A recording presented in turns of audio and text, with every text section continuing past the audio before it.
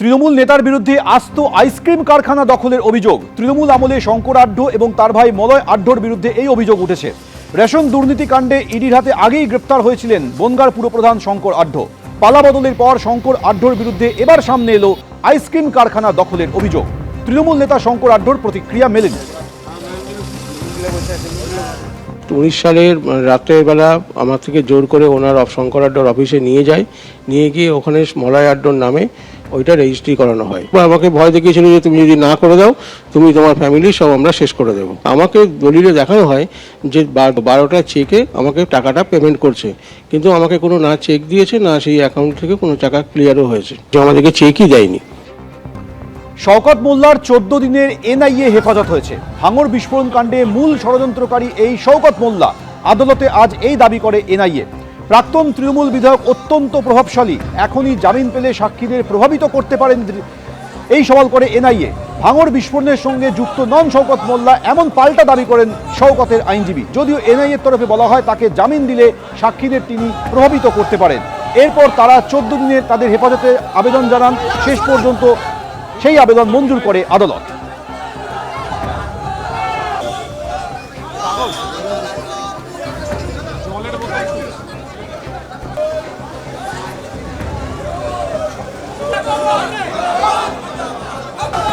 আজ দিনভর শওকত মোল্লাকে কেন্দ্র করে বিক্ষোভ শুরু হয়। যখন তাকে ব্যাংশাল কোর্টে তোলা হচ্ছে আজ দুপুরে, সেই সময় তো তাকে উদ্দেশ্য করে বোতল উড়ে আসে।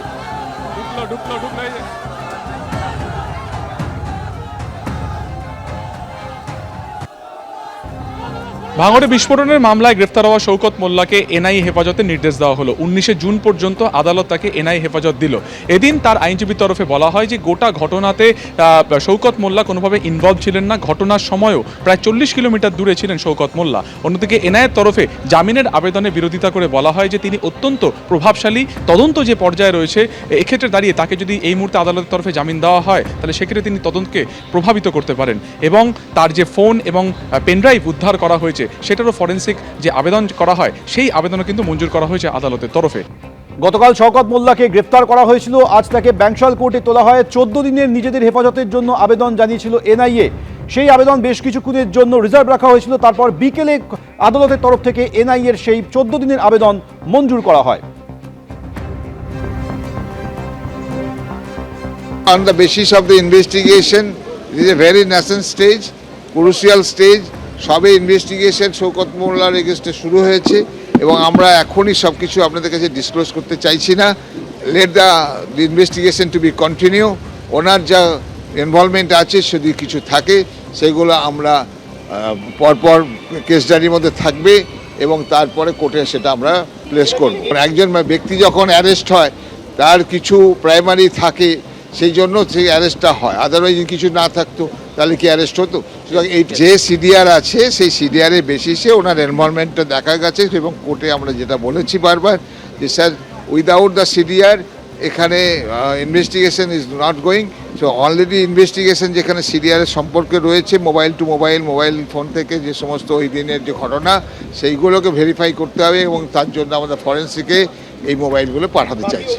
যা হয়েছে সেটা তো অভিযুক্তদের মোবাইল থেকে এবং এই সমস্ত পাওয়ার পরে স্টেটমেন্ট কিছু আছে সেগুলো থেকে আমরা ইনভেস্টিগেশনটা করছি।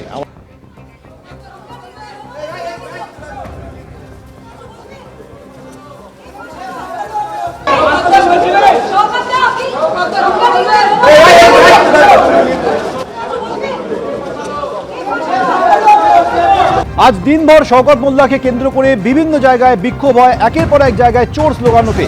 যখন তাকে নিউ টাউনের এনআইএ অফিস থেকে নিয়ে যাওয়া হচ্ছে সেই সময় তাকে ঘিরে বিক্ষোভ শুরু হয়, ওঠে চোর চোর স্লোগান।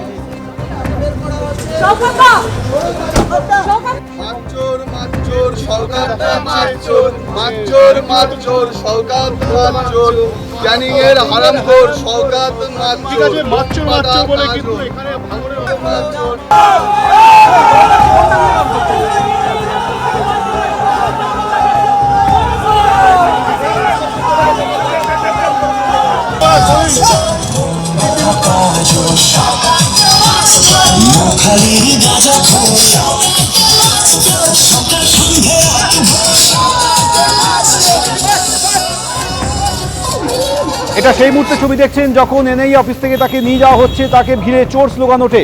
যখন বিধাননগর হাসপাতালে তাকে মেডিকেল টেস্টের জন্য নিয়ে যাওয়া হয় তখনও তাকে ঘিরে বিক্ষোভ, উঠল চোর স্লোগান।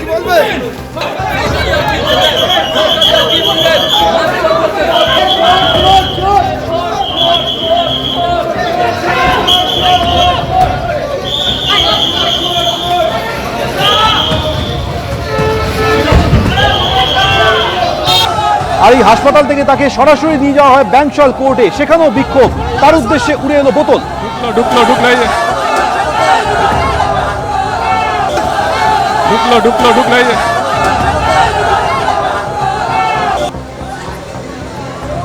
অর্থাৎ এনআইএ অফিস, বিধাননগর হাসপাতাল কিংবা ব্যাংশাল কোর্ট, যেখানেই নিয়ে যাওয়া হয়েছে শওকত মোল্লাকে, সেখানেই তাকে ঘিরে বিক্ষোভ, চোর স্লোগান।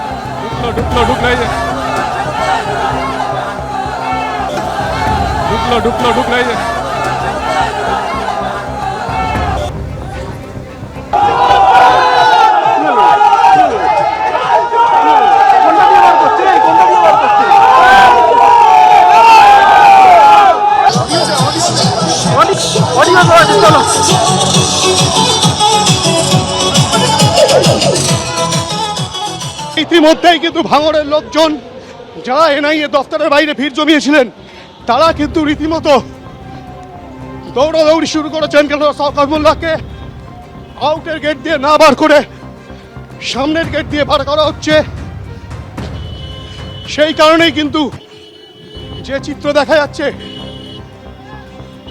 যে রীতিমতো ভিড় জমেছে এখানে, শওকত মোল্লাকে এনআইএ দফতর থেকে বার করা হয়েছে, কোর্টে নিয়ে যাওয়া হবে।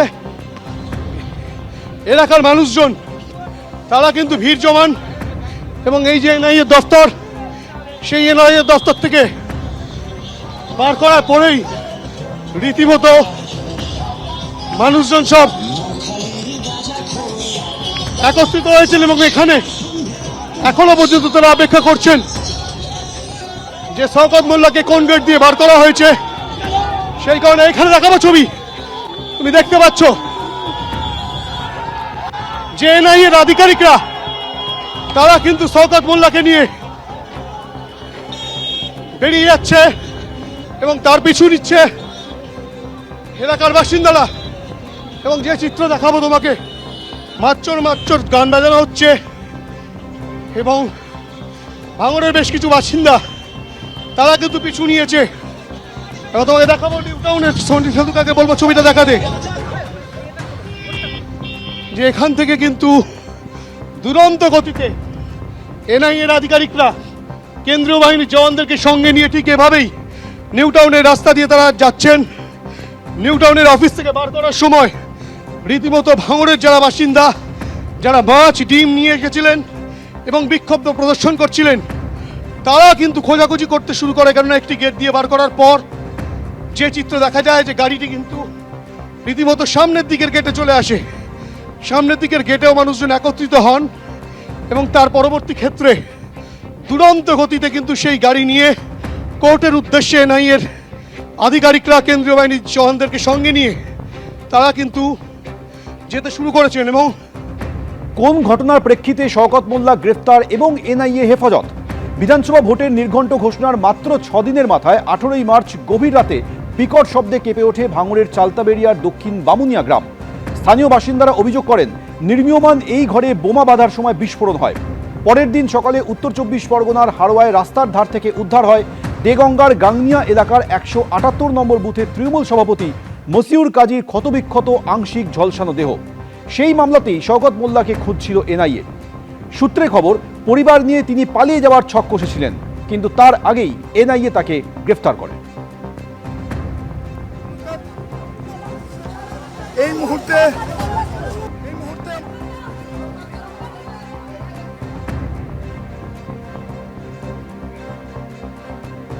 শওকতের গ্রেপ্তারি নিয়ে দিলীপ ঘোষ বলছেন যে সবে তো শুরু, গুনতে থাকুন, আরও গ্রেফতার হবে। সেই সঙ্গে বলছেন 1500 অপরাধীকে এই মুহূর্তে গ্রেফতার করা উচিত, এদের উপর মানুষের অপরিসীম ক্ষোভ রয়েছে। এখন এ তো সবে শুরু হয়েছে, তো আপনি গুনতে থাকুন না, ঠক বাঁচতে গাঁও উজাড় হয়ে যাবে। 1-1,500 লোককে ইমিডিয়েট অ্যারেস্ট করা উচিত, যারা অত্যন্ত অপরাধী, অত্যাচারী, লুটেরা। মানুষের প্রচণ্ড ক্ষোভ আছে এদের বিরুদ্ধে। আর এই জন্য ওদের অ্যারেস্ট করা দরকার আছে, নাহলে কোনো অঘটন ঘটে যায়। মানুষ যেভাবে অ্যাটাক করছে, রাস্তায় ঘিরছে, ধরছে, মারছে, পিটছে, যদি কোনো অঘটন ঘটে যায়, যেন ওদের জীবনের স্বার্থে ওদেরকে অ্যারেস্ট করে জেলে রাখা উচিত। বাকি কোর্টে তার মামলা চলবে, প্রমাণ হলে দোষী সে তারা সাজা পাবে, কিন্তু ইমিডিয়েট পুলিশের এদেরকে অ্যারেস্ট করা উচিত। মানুষের ক্ষোভ খুব বাড়ছে, যাদের নিয়ে এত অত্যাচার, যাদের নিয়ে এত অভিযোগ, সেই লোকগুলোকে কাস্টডিতে রাখা উচিত। এদিকে সরকারি জমি জবরদখল করে ক্যাফে তৈরির অভিযোগে শওকতের ছেলেকে নোটিশ দেওয়া হয়েছে। এসডিও অফিসে শওকতের ছেলে ইমরান মোল্লাকে হাজিরার জন্য নোটিশ পাঠানো হয়েছে। 18ই জুন এসডিও অফিসে প্রাক্তন তৃণমূল বিধায়কের ছেলেকে হাজিরার জন্য নির্দেশ দেওয়া হয়েছে। মাতলা নদীর চর জবরদখল করে শওকত পুত্রের আলিশান ক্যাফে তৈরি হয় বলে অভিযোগ। এনআইএ তল্লাশির পরও এলাকায় শওকত বাহিনী তাণ্ডব চালাচ্ছে বলে অভিযোগ উঠেছে।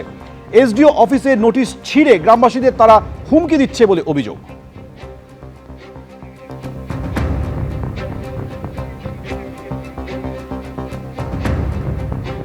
নোটিশ দিয়ে গেছিল প্রশাসন। প্রশাসন নোটিশ দেওয়ার পরে দিয়েছে এটা, এই তো আজ 2-3 দিন আগে প্রশাসন নোটিশ দিয়েছিল। 3 দিন আগে কিসের জন্য? এটা বন্ধ করা হোক বেআইনি, তার জন্য দিয়েছিল। কিন্তু ওই আমরা যেটা শুনলাম যে এই সাইডে কিছু নেতৃত্ব আছে, শওকত মোল্লা এখনো হাতমাত পায়নি, ফারাক এবং নবী এবং আজজুল মোল্লা এর নেতৃত্বে মোনাম্বার মোল্লা, শওকত মোল্লা ডান হাত, ওর নেতৃত্বে এরা 3 জন এগুলো ছেড়ে ফেলে, নোটিশগুলো ছেড়ে ফেলে যে কে কি করে দেখা যাবে। সেই বলে এখনো দাপট চালাচ্ছে। কাল রাত থেকে অনেক বোম বন্দুক নিয়ে ওইদিকে লোকের খুব ভয়ভীত দেখিয়েছে। লোক এখনো খুব আতঙ্কে। কেন ভয় দেখাচ্ছে? কেন? শওকত মোল্লা চলে গেছে তো আমাদের আরো নেতৃত্ব। জীবনতলার মৌখালীতে মাতলা নদীর চর ভরাট করে তৈরি হয়েছে একটার পর একটা বেআইনি নির্মাণ। তালিকায় রয়েছে হোটেল, রেস্তোরাঁ থেকে ক্যাফে। যে জায়গায় আমরা এখন দাঁড়িয়ে রয়েছি, এই জায়গাতেই ছিল মাতলা নদী। ছিল এই কারণেই বলা হচ্ছে, তার কারণ স্থানীয় বাসিন্দাদের অভিযোগ যে এই মাতলা নদীর বিভিন্ন অংশ মাটি দিয়ে বুঝিয়ে দেওয়া হয়, বা শুরুতে ভেরির নাম করে প্রথমে ঘিরে দেওয়া হয়। তারপরে যারা সেখানে চাষ করতেন তাদেরকে বাজার মূল্য থেকে অনেক কম টাকায় তাদের কাছ থেকে সেই চাষের জমি নিয়ে নেওয়া হয়, এবং তারপর এইভাবেই মাটি ফেলে পুরোপুরি নদীর অংশ এক প্রকার দখল করে নেওয়া হয়েছে। সেই ছবিটাই ধরা পড়ছে। শুধুমাত্র ছবি নয়, স্থানীয়দের অভিযোগও রয়েছে।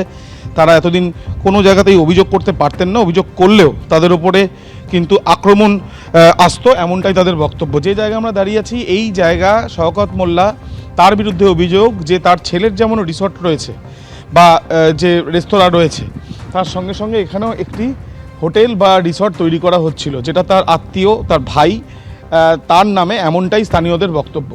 কিন্তু এই যে দেখা যাচ্ছে যে সম্পূর্ণ যে মাটি দেওয়া বা সম্পূর্ণ একটা বড় গ্রাউন্ডের মতন একটা স্পেস, এই জায়গা ছিল মাতলা নদীর অংশ। সেই জায়গাতেই মাটি ফেলে এইভাবে দখল করা হয়েছে, এবং তাতে যেটা হয়েছে, নদীর গতিপথ পরিবর্তন হয়েছে। এবং তার সাথে সাথে এখানকার যারা স্থানীয় বাসিন্দারা, তারা জানাচ্ছেন যে তাদেরও অনেক এই নদীর পাশে যেটুকু জায়গা তাদের ছিল, সেগুলো বাজার মূল্য থেকে কম টাকা তাদের কাছ থেকে নিয়ে নেওয়া হয়েছে। বাদিকের ছবিটা দেখাবো, এখানে একের পর এক শুধুমাত্র এই মাটি ফেলে এখানে রিসর্টের জন্য জায়গা দখল করা হয়েছে, বা এক প্রকার নদী অংশ চুরি করে নেওয়া হয়েছে। এমনটাই শুধু নয়, নদী চুরি ছাড়াও এখানে দেখা যাচ্ছে বেআইনিভাবে একাধিক স্যাক তৈরি করা হয়েছে, যে স্যাকগুলো আমরা সমুদ্র সৈকতে বা দীঘা, মন্দারমণি বা তাজপুর সেই সব জায়গায় দেখা যায়। সেই ধরনের স্যাক তৈরি করা হয়েছে। স্থানীয় পুলিশের তরফ থেকে এই স্যাকগুলোকে আপাতত বন্ধ রাখতে বলা হয়েছে। ফের ডিম বিক্ষোভ। নবদ্বীপ আদালতে তোলার সময় ধৃত পুরো চেয়ারম্যান বিমান কৃষ্ণ সাহাকে লক্ষ্য করে ছোড়া হলো ডিম।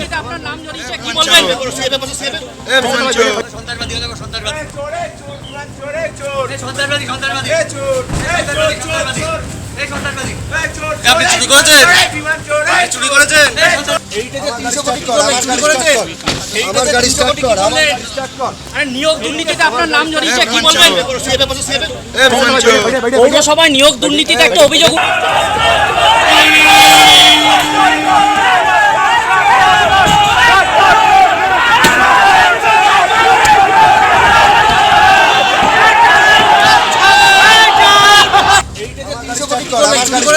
ত্রাণ দুর্নীতির অভিযোগে গ্রেপ্তার করা হয়েছিল নবদ্বীপ পুরসভার চেয়ারম্যান বিমান কৃষ্ণ সাহাকে। আজ কোর্টে তোলার সময় ধৃত তৃণমূল নেতাকে লক্ষ্য করে ডিম ছোড়া হয়, দেওয়া হয় চোর চোর স্লোগান।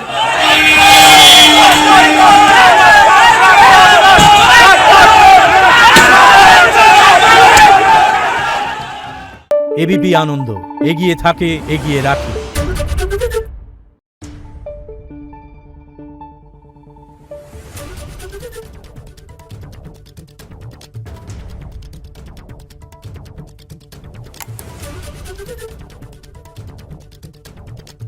Thank you.